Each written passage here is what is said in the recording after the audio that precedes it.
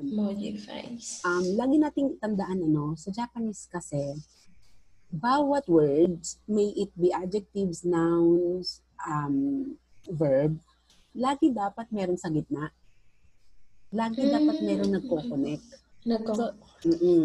So that's why particles is also known as prepositions or postpositions na in English. Wherein, kailangan, lagi may nagko-connect para grammatically correct yung sentence mo. So, tandaan mo lagi yon. So, that's basically the use of particles to connect. Okay po. The other challenge would be, what could be the proper particles to use? Yeah, that's the challenge kasi sa atin. Parang, okay, I have the words, I wanted to form a sentence, grammatically correct sentence. What are my particles? Kasi, keep in mind na sometimes, ang isang sentence ay pwedeng merong 5 particles. Iba-iba. Okay, so depende yun sa dinidikitan.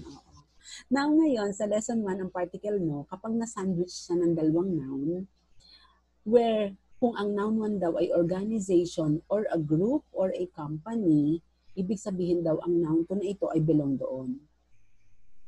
Okay yun po. If that's the case, kapag ang noun 1 ay isang organization, or a company, or a group, malamang si noun 2 ay part noon. Okay po. Now, to give you an example, so this is BDO. So this is a company. So, pag gusto kong sabihin na bank employee of BDO, so I will put the company here and then I will put the Ginkgo in last. Kasi si Ginkgo in ay part lang ni BDO. BDO. Okay. Oo. And then, pansinin mo din how we transpose the words from Japanese to English. May nagbago ba sa position? Yung nauna po. Yes, meron. Oo. Though, in English naman, pwede mo rin namang unahin si BDO. Just put apostrophe S. BDO's bank employee. Okay? So, tandaan mo yan. So, lagi mauuna yung proper noun bago yung common noun. And common noun is just a part of the proper noun. Laging ganoon. Okay? BDO no Ginkgo in, bank employee of BDO. Okay? Tandaan natin yung mga locations. And then, try to make it in a sentence. For example, Mr. Brandon is our topic. Okay?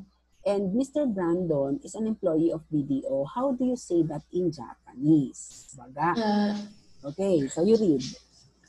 Brandon-san wa BDO no Ginkgo desu. In English, Mr. Brandon is a bank employee of BDO. Now, I highlighted in red yung dalawa nating particle. Tuturuan kita kung paano mo, as early as now, kung paano mo mawawakaro kung tama ba ang particle na ginamit mo. Kasi eventually, when you have your exam, kailangan mong i-discern kung tama ba talaga siya by just simply looking at the word before it. Halimbawa, si Brandon Sang, siya ang topic mo, kaya follow siya ng wa.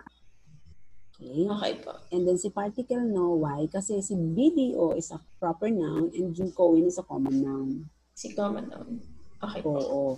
So, dito sa sample sentence natin, ito dalawang particles. Particle 1 and particle no. Na-justify ba natin na tama ang particle? Yes. See? Hi. So, you are going to make this type of sentences. Okay. Yan o, diba? Simple ang ginamit ko kasi alam ko ginamit ko sa inyo.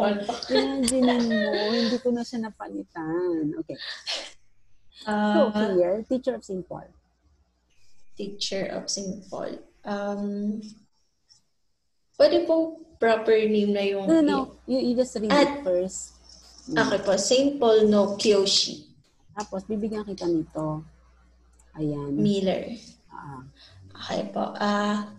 Mira-san wa simple no Kyoshi desu. Oo, tama. Ganon. Isa pa. Ito naman ay? Jollibee no Shine. Okay, employee of Jollibee yan, ha? Okay. So, siya ay si Ocampo. Ocampo-san wa Jollibee no Shine desu. So, ganun na kasimple siya. Okay. Isa pa. St. Luke's no Isha. Go.